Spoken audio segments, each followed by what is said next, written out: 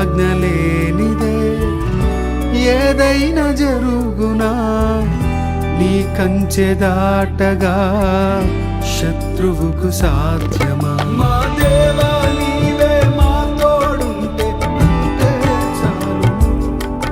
అపవాది తలచిన కీడులన్నీ మేలైపోవును. మా దేవా నీవే మా తోడుంటే అంతే చాలు. అపవాది తలచిన